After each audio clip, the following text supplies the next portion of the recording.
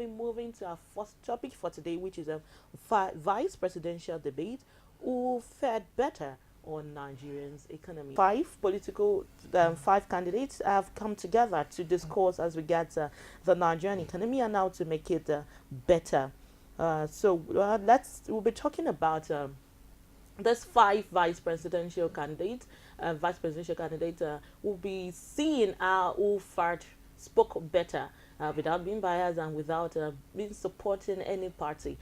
To get to, they will do justice to that. Okay, let me start with you, MUYIWA, before we move to Vivian. Yeah, what do you have to say as regards the debate? Well, the debate should be seen as a welcome development. It is needed because we need to keep the electorate abreast of events and to let the electorate know which party will actually take care of their interests in terms of the economy. I must commend all the candidates, but I want to quickly point out that out of the five candidates, only two of them were detailed enough, really not figures and facts. And these are the candidates of the PDP and the APC.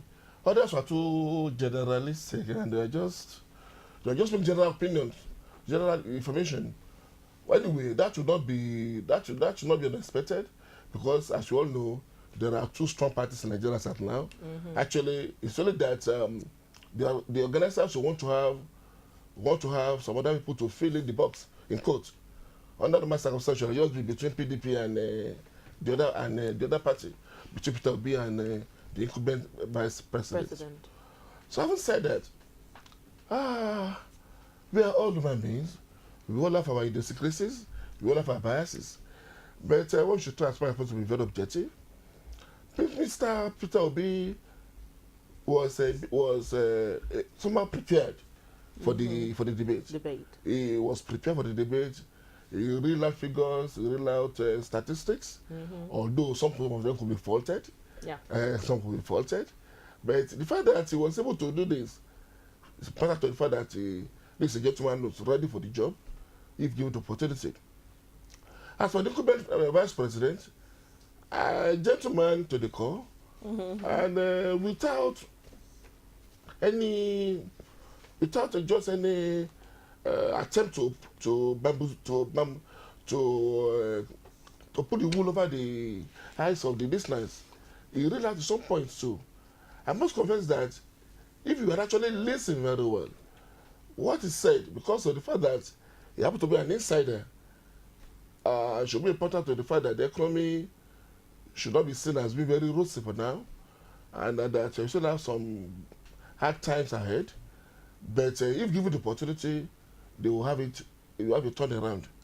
If nothing, I will give it to them, to that party, the fact that they're able to stop siphoning of money. If that had continued for the past 3 years, as it did the past 16 years, what will have happened to the geographical entity called Nigeria? The mere fact that was able to be nipped in the bud, and that stopped, it's enough economic policy, it's enough economic development. Because if that one had gone out again, we would have been in the dark by now. And the thing is, it's only when you recoup what you have outside, they cannot build on what you have in.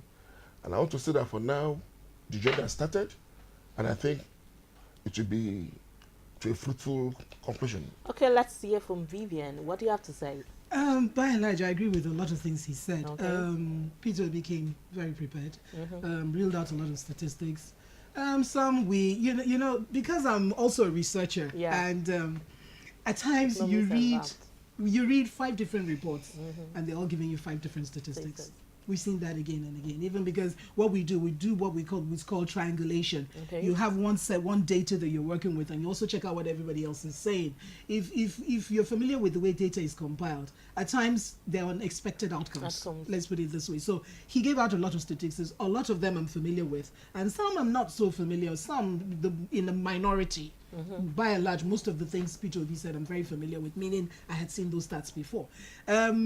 Yemi Oshibanjo too reeled out some statistics. It was a straight, the contest was between the two major parties. You know, when people were talking about this third party thing, I said, look, it takes time. It's not as simple as you just jump into an election year and you think it's not that simple, because the way the presidential system is structured is a lot more, the entry point is a lot higher. The entry point and the sustenance points are a lot higher than in the parliamentary system. So, to go back to the debate, you see, the problem about being an incumbent is that you're defending your record. That's the truth. We had 16 years of PDP. However, in those 16 years, you know, we believe so much in graphs when we're doing research. If you see the graph from 1919, on a lot of positive indicators, you see the graph go like this. It's going up. And then a funny thing happened in 2015. On a lot of those indicators, you see the thing going down. Look, in the end,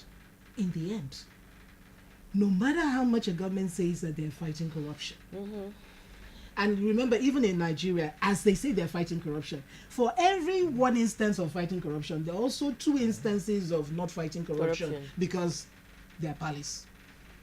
I'm just talking to you the way average Nigerian is talking about. So if you run on a record that even though all the economic indices have gone down since you came into power, and you say to yourself that corruption is the only thing, fighting corruption is the only thing that's gone up, that is subject to a lot of debate. Transparency International has told you that it's not going, it is not so. That is also one of the indicators where you have slept.